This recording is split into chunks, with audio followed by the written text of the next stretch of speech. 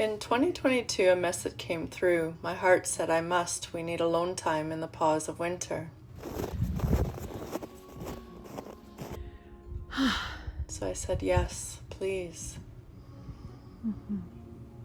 Shall we go? You and me. Time to reflect, digest, and retain and eliminate. Time with my mind, my inner demons and angels. Time to truly understand myself, my needs, desires, hopes, and dreams. To spend time with my mysteries, magic, and abstract art of what makes me me. To be conscious, to hear, to feel, to smell, to see, to witness, to become present with what is. To find myself, to dive into my mind and dine there. What thoughts and beliefs are passing by like a cloud or wave crashing in? Which ones are like tsunamis with the passion to break, crush, dissolve, eliminate old beliefs and behaviors to make way for new? Which ones are like a rich nourishment, a seed planted, water, sun, warm spring breeze of hope, growth, and prosperity? I had to learn to love my mind, my storms, my bluebird days, tornado days and nights, the black, black, black of the night, and the pounding and relentless thoughts that seem to have no kindness or compassion. To hear the sound of my breath, wheezy, raspy, deep and soft. I can now say I love all of me only because I nestled, nested, cocooned, burrowed, and found caves of solitude in it to claim peace. I wrote every day, I typed every day, my truth, my love, my compassion, about my understanding of the world, of my journey, my sense of humor, how I saw life, the wisdom from every experience. I'm now able to feel and hear my heart, soul, and spirit beat. Off the grid we go. This is a rewind. Every December, my brother, some family and friends head off the grid for New Year's. It's always an adventure, and this time we found ourselves in deep snow, which proved my snow tires were not efficient at all. And we grew and we found our way, and we always tend to find our way. And there's some smiling and laughing there too. I brought up 6 5-gallon water bottles, a cooler with 42 meals, a bag of clothes, 2 bags with 14 journals filled with writing, 3 ready for the ink to arrive, 5 books, oracle decks, 50 candles, hope and courage. Put it all in the back of a sled that I towed into the cabin. We arrived, unpacked, heated our cabins, started the fire, and the peace started to settle in. Then everyone left January the 2nd, and I stayed until January 23rd.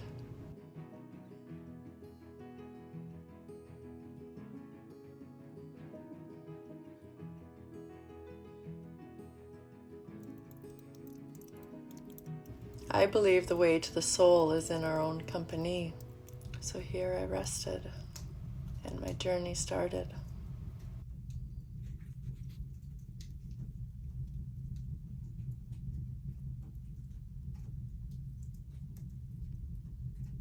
I am claiming safety within my own company.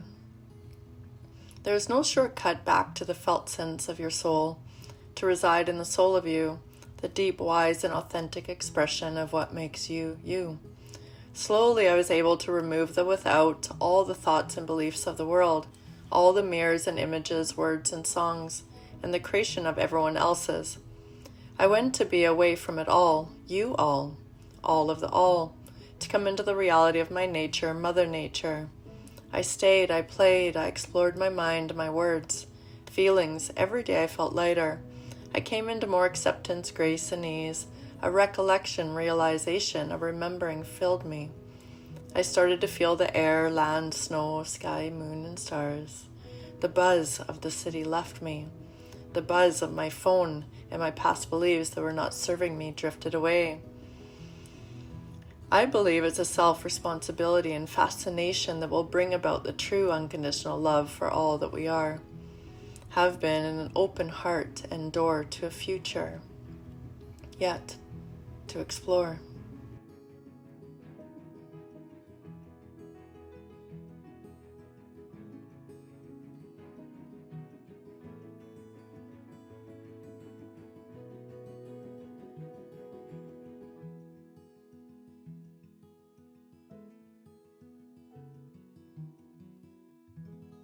I can now say I will never be the same. There is something so profound and potent to my off-grid experience, the presence you attain when you are literally alone, I mean secluded, dropped off for and left for 20 days with no access to mankind. There is no place to be but in your feet, lungs, eyes, ears, conscious connected mind, soul, and spirit. Slowly, there is no yesterday, no tomorrow, just today, this breath, this step, now. I say slowly as it takes time to rewind, relook, gain, attain, filter, distill, marinate, and become new. Every step in the snow is a felt, heard, witnessed, and appreciated step, the reality of all that we do not see with the animal prints around me. There were certainly prints that initiated a long inhale, and those were the cougar, wolf, coyote, and lynx prints. In those moments, I could feel a rising of the hair of my neck, a flicker of a whisker, smelling, tall spine, ears perked, touch, awareness, and realization that this moment is precious, and it will be etched in my memory forever. This is not a fear response, it's a call of the wild, be here now response. Primal, alive, full of potential, here to be our authentic nature. Hello, sweet peeps. It's getting pretty dark here, but just wanted to give you a little share of that. And I'm just taking you for a little walk into the snow. My head's really wet right now. I better go. Here's the challenge. When you step in the snow, it's so deep. But anyways, I just had this vision of me landing in the snow and just thinking of that saying is are you for show or for go? And this is my, for those who know me, know I am for go. So we'll see how this works out. Okay, you get to look at this guy now. Little snow angel. At 44, my experience, education, and ancestral wisdom landed me off the grid.